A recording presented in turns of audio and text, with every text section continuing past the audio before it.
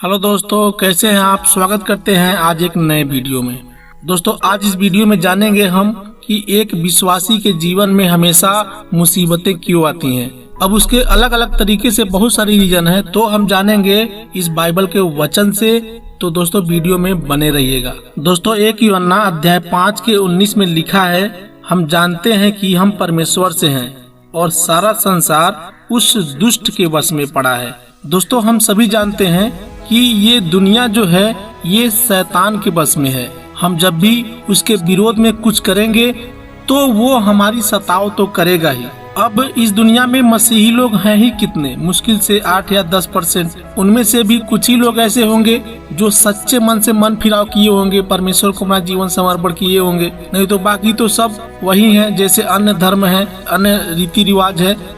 दोस्तों, 1 कुरिन्थियों अध्याय 10 के 13 में जब हम पढ़ते हैं तो यहाँ पौलुस कहते हैं, तुम किसी ऐसी परीक्षा में नहीं पड़े जो मनुष्य के सहने के बाहर है, और परमेश्वर विश्वास योग्य है, वह तुम्हें सामर्थ्य से बाहर परीक्षा में न पड़ने देगा, वरन परीक्षा के साथ निकास भी करेगा कि तुम सह सको। तो दोस्तों, परमेश्वर कभी हमें ऐसी परीक्षा में नहीं पड़ने देता है ताकि हम कभी उसमें से निकल ही न पाएंगे, क्योंकि हमारे अंदर जो परमेश्वर का आत्मा होता है, पवित्र आत्मा, वो जानता है कि हम क्या कर रहे होते हैं, कहाँ जाते हैं, कितना दुख उठा रहे हैं, कितना बाइबल अध्ययन कर रहे हैं, हम कब रोते हैं, कब हंसते हैं, सब कुछ उसको पहले से पता है।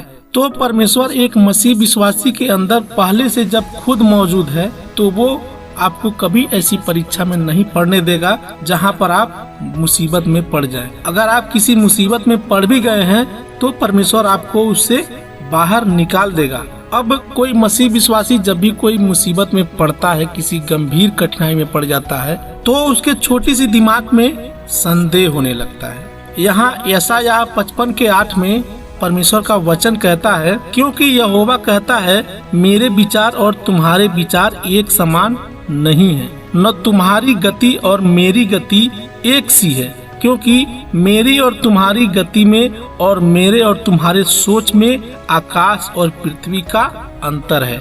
देख रहे हैं दोस्तों, यहाँ परमेश्वर का वचन क्या कह रहा है कि एक साधारण सा मनुष्य परमेश्वर की तुलना नहीं कर सकता है। क्योंकि इंसान किसी कठिनाई में पड़ता है तो वो घबरा उठता है, वह बहुत सारी डिप्रेशन में, तनाव में आ जाता है, लेकिन परमेश्वर कभी नहीं घबराता है। वह सारी कठिनाइयों से बाहर निकालने का रास्ता जानता है। इफिसियों 6 के 12 में पौलुस कहते हैं, क्योंकि हमारा यह मल्ल युद्ध लहू और मांस से नहीं, परंतु प्रधानों से और अधिकारियों से और इस जगत के अंधकार के शासकों से और उस दुष्टता की आत्मिक सेनाओं से है जो आकाश में है। अब मैं समझ सकता हूँ कि मान लीजिए अगर कोई इंसान होता तो उससे लड़ा जा सकता, लेकिन यहाँ पौलुस कह रहे हैं कि हमारी लड़ाई जो है इस मांस और लहू से नहीं है, हमारी लड़ाई शैतान से है। जो आपको देखकर हंस रहा है, जो आपकी मजाक उड़ा रहा है, उसको उड़ाने दीजिए। नीति वचन अध्याय 19 के 29 में लिखा है,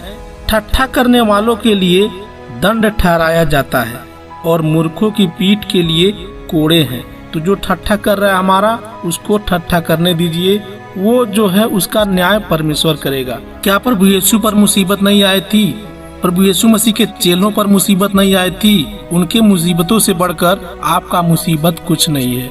1 पतरस अध्याय 5 के 8 में लिखा है, सचेत हो और जागते रहो, क्योंकि तुम्हारा विरोधी शैतान गरजने वाले सिंह के समान इस खोज में रहता है कि किसको फाड़ खाए। अब दोस्तों, ये कोई नई बातें नहीं है। जब बाइबल छप रहा था ना, तो बाइबल छपने से रोकने के लिए शैतान बहुत तरीके से अपना दिमाग लगाया, लेकिन परमेश्वर की योजना से वो नाकाम रहा। परमेश्वर की योजना में है कि सभी लोग पवित्र बाइबल पढ़ें और सभी लोग विश्वास करें और सबका उद्धार हो। अब बाइबल लिखने से लेकर छपने तक हमारे बहुत सारे मसीही भाई बहन मारे भी गए और बहुत सारे लोग प्रभु में सो भी गए। तो क्या उन लोगों ने बाइबल लिखना छोड़ दिया या बाइबल छपवाना छोड़ दिया? नहीं। अगर वो लोग भी डर कर भाग गए होते तब तो परमेश्वर का वचन जो है किसी के हाथ में नहीं पहुंचता। तो इसलिए हमें हमेशा शैतान से सतर्क होकर रहना है।